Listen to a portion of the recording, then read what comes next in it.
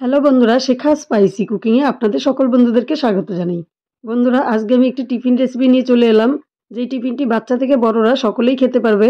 আর টিফিনটি হবে সবজি দিয়ে। তো সবজির মধ্যে কি কি সবজি নিয়েছি বন্ধুরা, চলুন দেখিয়ে দিচ্ছি। তো দেখুন বন্ধুরা, এখানে নিয়েছি ক্যাপসিকাম, পেঁয়াজ, বাঁধাকপি, কাঁচা লঙ্কা আর আলু। সবগুলোকে ঝিরিঝিরি করে কেটে নিয়েছি। তো আপনারা চাইলে গ্রেটারে গ্রেট করে নিতে পারেন। তো এখানে দিয়ে দিলাম কিছুটা লবণ। মানে এই সবজিতে যতটা লবণ লাগবে সেই পরিমাণ মতো লবণটা দিয়ে হাত দিয়ে মেখে নিচ্ছি।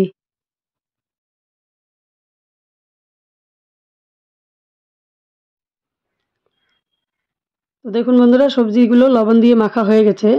এবার একটা রুটি বানানোর চাক্কি নিয়ে নেব। এবার চাক্কিতে আমি আগে থেকে তৈরি করা একটা রুটি দিয়ে দিলাম। এবার দিয়ে দিব টমেটো সস। এবার চামচ দিয়ে সসটাকে রুটির মধ্যে ভালো করে মেখে দেব। তারপর আমি সবজিগুলো দিয়ে দিচ্ছি।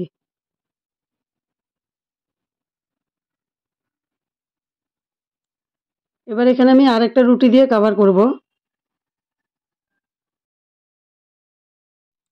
এবার দুটো রুটির সাইডগুলো আমি এরকম চেপে চেপে আটকে দেব। এর উপরে দিয়ে দিব ধনেপাতার চাটনি। চাটনি বলতে ধনেপাতার পেস্ট, এতে আর অন্য কিছু নেই। তো ধনেপাতার পেস্টটা কিন্তু আমার একটু পাতলা হয়ে গেছে। আপনারা চাইলে এটাকে আর একটু শুকনো করে নিতে পারেন। যেহেতু আমি মিক্সচারে করেছি তাই এরকম অবস্থা। তো ধনেপাতা দেওয়ার পর কিন্তু আমি উপরে দিয়ে দিলাম সবজিগুলো।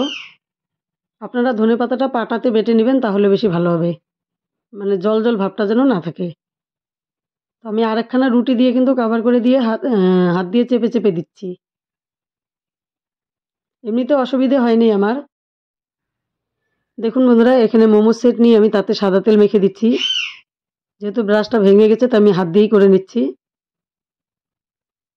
তো আপনারা চাইলে এই মোমোর সেটের জায়গায় কড়াইতে যে কোনো থালা দিয়েও করে নিতে পারেন। এখানে রুটিটা বসিয়ে দিলাম। তেল মেখে নিয়ে রুটিটা বসিয়ে দিলাম। এবার এটা আমি সেদ্ধ হতে দিয়ে দেব। তো সেদ্ধ হতে দিয়ে দিলাম মোমো সেটেই। এবার ঢাকা দিয়ে দিচ্ছি।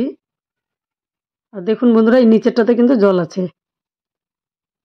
গরম জলের উপরে এটা সেদ্ধ হচ্ছে। বন্ধুরা, যাদের কাছে মোমো সেট নেই তারা কড়াইতেও করে নিতে পারেন। তো বন্ধুরা, আমি এখানে 15 মিনিটের মতো সেদ্ধ করে নিলাম। এবার ঢাকনাটা সরিয়ে দেব। এবার এটাকে কিছুক্ষণ ঠান্ডা করে নিয়ে একটা পাত্রে আমি নামিয়ে নেব।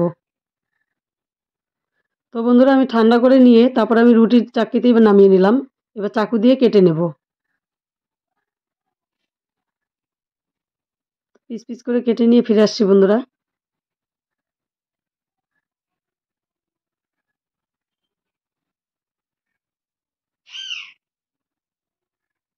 একটু সাবধানেই কাটতে হবে, নইলে ভেঙে যাবে। তো দেখুন, এরকম করে কেটে নিয়েছি। সবগুলো কাটা হয়ে গেছে। এবার আমরা পরের স্টেপে চলে যাব। তো দেখুন, এখানে 3খানা ডিম নিয়েছি। ডিমের সাথে লবণ দিয়ে ফেটিয়ে নিচ্ছি।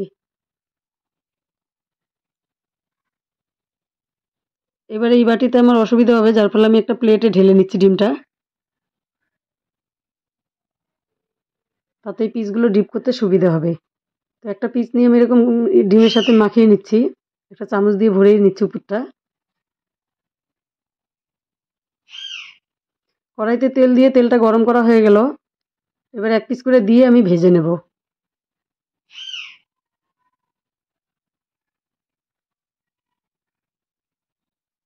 টিফিন হিসাবে কিন্তু খুব দারুণ একটি খাবার, খেতেও ভালো লাগে।